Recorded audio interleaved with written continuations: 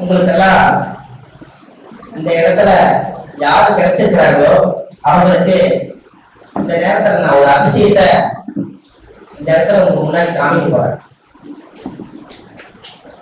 அதிசயத்தை காமிக்க போறேன் அப்படின்னா, வாழ்க்கையிலேயே முதல் முறையா என்னுடைய வாழ்க்கையில வளர்ந்து வந்த பாதையில ஒவ்வொருத்தருடைய சாதனைகளும் நிறைய இருக்கும். அதுல இன்னைக்கு சிறு வயசுல 13 வயசுல நம்ம அந்த ஜோதிட துறைக்கு வந்து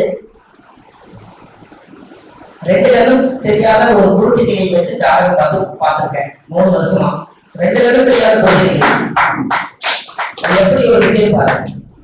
ஒரு வயசானவர் எனக்கு மாமா ஆகிறாரு. அவருக்கு தொழில் தெரியும்.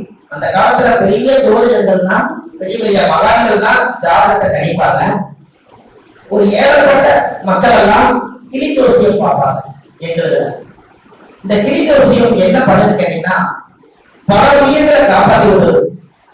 அது எப்படின்னா, இன்னைக்கு வந்து எப்படி வேணாலும் மாறி இருக்கலாம். ஒரு காலத்துல ஆருட பிரசன்னம் அப்படின்னா கிளி ஆருடம் அப்படிங்கிறது ஒரு பிரசனம். ஒருத்தர் தற்கொலை பண்றதுக்காக ரயில்வே ஸ்டேஷனுக்கு போயிட்டு இருக்காரு. அப்ப ரயில்வே ஸ்டேஷன் போகும்போது, இனி நம்ம குடும்பம் சரியில்லை, உடம்பு சரியில்லை, வாழ்வு சரியில்லை, இனி நம்ம பிறந்து வளர்ந்து என்ன பண்ண போறோம், நாம் இந்த பூமியில இருக்க வேண்டாம்னு சொல்லி மனநல பாதிக்கப்பட்டு ட்ரெயின் வரப்போகுது. இவர் போய் ட்ரெயின் பக்கத்துல போயிட்டு இருக்கிறாரு. அப்போ அந்த நேரத்துல ஒரு மத்தியான நேரத்துல ஒரு மரத்தடியில ஒரு கிளி ஜோசி உட்கார்ந்துருக்காரு. இவருக்கு என்ன எண்ணம் தோணுதுன்னா, நம்ம சாக போறோம், போறதுக்கு முன்னாடி இந்த கிளி ஜோசியத்தை பாஸ்டர் கிட்ட என்ன அப்படின்னு அந்த கிளி ஜோசியத்துக்கு அவர் ஏதோ ஒரு பிரச்சனை வச்சு அந்த கிளி ஜோசியத்தை பாக்குறாரு. அதுல வந்து ஒரு கிளி வந்து சீட்டை எடுக்குது. அந்த சீட்டை எடுக்கும் போது பகச்ச குடும்பம் வந்து சேர்ந்து ராமர் வனவேசம் போயிட்டு வந்து பட்டாபிஷேகம் பண்ண ஒரு சீட்டு ஒண்ணு அதுல சாமி படம் வருது. ராமர், லட்சுமணர், அனுமார் எல்லாரும் வந்து இளங்கலெல்லாம் மீண்டும் பெற்று ராமர் பட்டாபிஷேகத்துடைய படம் வருது.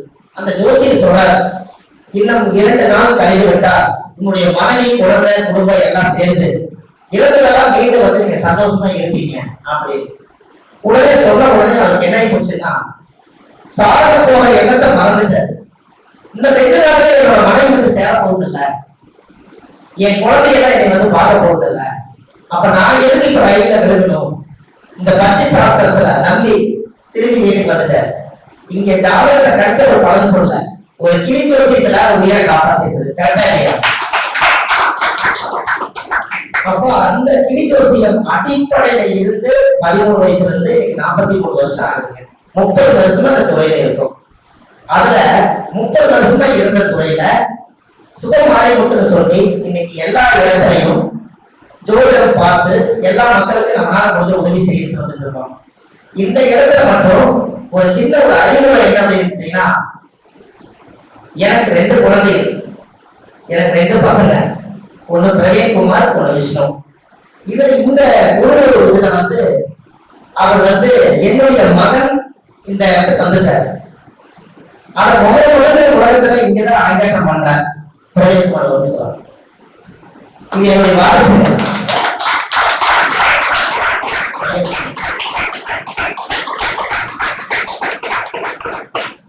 இவரு என்னுடைய வாரிசு, மூத்த பையன்.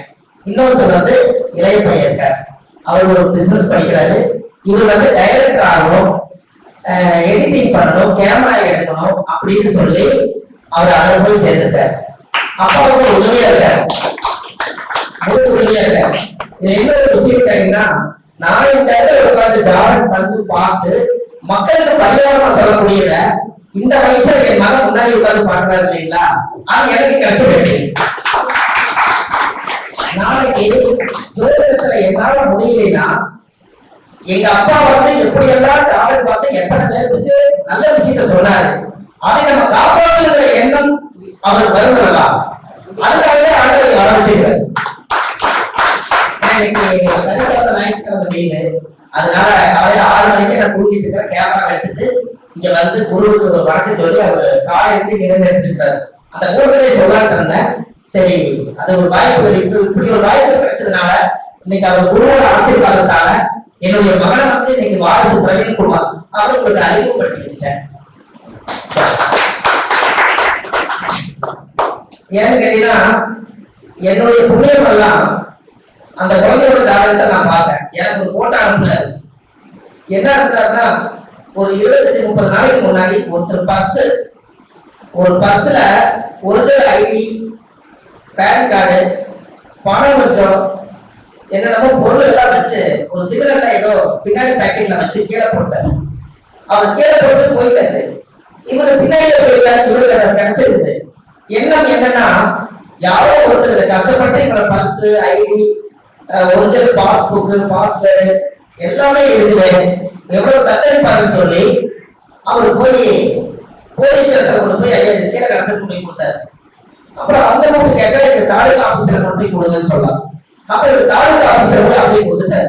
அப்புறம் அந்த நம்பர் எல்லாம் போட்டு பார்த்து அந்த நம்பரை முடிச்சு அவரை கூப்பிட்டு கேட்டா கரெக்டா அவர் இறந்தவருக்கு மீண்டும் இவர் மூலியத்துல அவருக்கு அது கரெக்டா போலீஸ் கூப்பிட்டு இவர் தான் உங்களோட பர்சலை எடுத்து வச்சிருந்தாரு, சரியா இருக்குதான்னு பாருங்க அப்படின்னு பார்த்து சரியா இருக்குது. அப்ப அவர் போலீஸ்காரர் முன்னாடி ஒரு இன்ஸ்பெக்டர் நினைக்கிறார், இன்ஸ்பெக்டர் முன்னாடி இவர் நின்று ஒரு போட்டோ எடுத்து இந்த மாதிரி ஒரு நல்ல மனிதனை நின்று முதல் இழந்ததை திருப்பி கொடுத்து தந்துருக்கிறார். அப்ப நான் நினைச்சிட்டேன் நாம் செய்த புண்ணியம் நம்ம குழந்தைகளுக்கு போய் சேரும்னு சொல்லுவாங்க. அவரை எடுத்துட்டு வந்து வீட்டுல வந்து பணத்தை எடுத்துட்டு அந்த காலம் தூக்கி போடலாம், ஒரே நிமிஷத்துல போடலாம். அது ஏன் கொண்டு போய் இவ்வளவு ரிஸ்க் எடுத்து அவர் பண்ண அப்படின்னு சொன்னால், நாம புண்ணியம் செஞ்சுக்கிட்டு இருக்கா நம்ம குழந்தைகளுக்கு பாஸ் ஆகிட்டே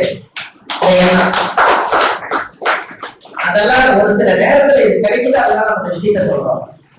அப்போ இந்த ஜோதிடத்துறையில 30 ஆண்டு காலம் இந்த ஜோதிடத்துறையில உழைச்சு நிறைய மக்களுக்கு நல்ல விஷயங்கள்லாம் செஞ்சதுனால இந்த ஆதிகால பரிகார வகுப்புல சொல்லி ஒவ்வொரு எங்கெங்கயோ இதெல்லாம் எடுத்து மக்களுக்கு ஒரு சுவையா ஊட்டி விடணும் அப்படிங்கிறதுக்காக தான் ஆதிகால பரிகாரம்.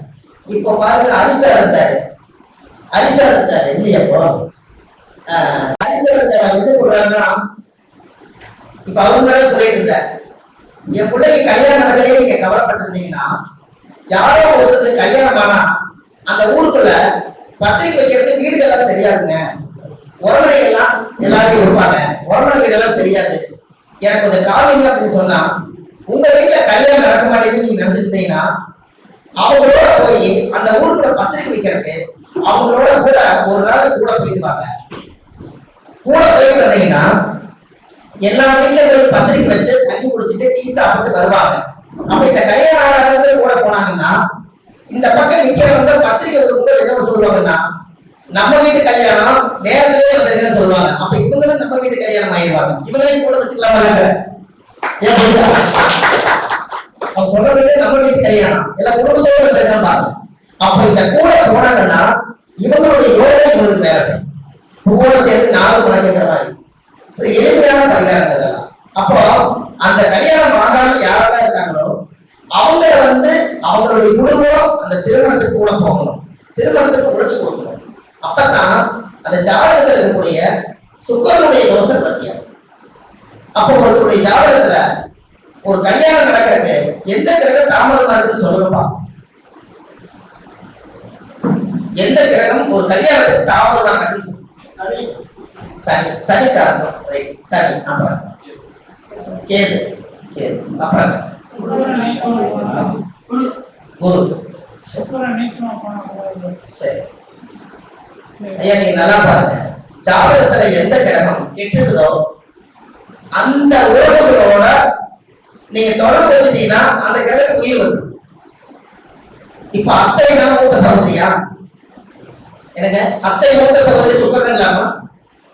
சுக்கரன் மூத்த சகோதரி தானே? சுக்கரன் அத்தை தானே? அத்தையோட உறவு நம்மளுக்கு வேணும்னா ஜாதகத்துல சுக்கரன் கெட்டு போச்சுன்னா அத்தை வீட்டுக்கு போய் வந்தீங்கன்னா சுக்கரன் வேலை செய்வாங்க. புரிஞ்சுங்களா?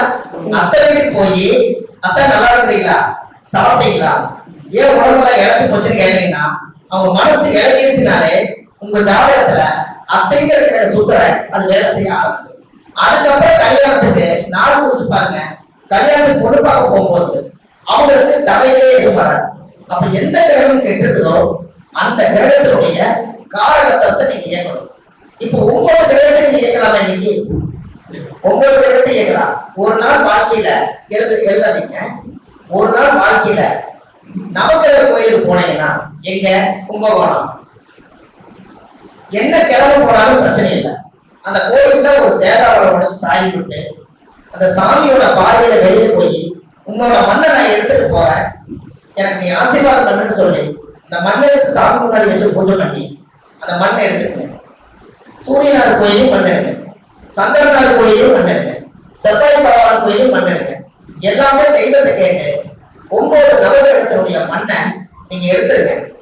வீட்டுல வந்து ஒரு மண் கலையத்துல அதை போட்டு 9 கிரகத்தினுடைய மண்ணையும் போட்டு உங்க குலதெய்வ கோயில மண் எடுத்துட்டு வந்து அந்த கலசல் போட்டு அதுக்கப்புறம் ஒரு காப்பல் தகுதி வெள்ளி தகுதி வாங்கி உங்க ஜாதக கட்டத்தை அதை எழுதி உங்க நேரப்பத்திர எழுதி எந்தெந்த கிரகங்கள் எந்தெந்த ராசி கட்டத்துல இருக்கிறத எழுதி நீங்க அந்த 9 நவகிரகத்தினுடைய மண்ணுக்குள்ள அந்த கலசத்துல வச்சு இதுக்கு மேல நீங்க தேங்காய் வச்சு டெய்லி அதை பூஜை பண்ணுங்க. நவகிரக சொல்லியாது. இப்ப நீங்க 9 நவகிரக கோயிலுக்கு அடிக்கடி போக முடியாது. உங்க ஜாதகம்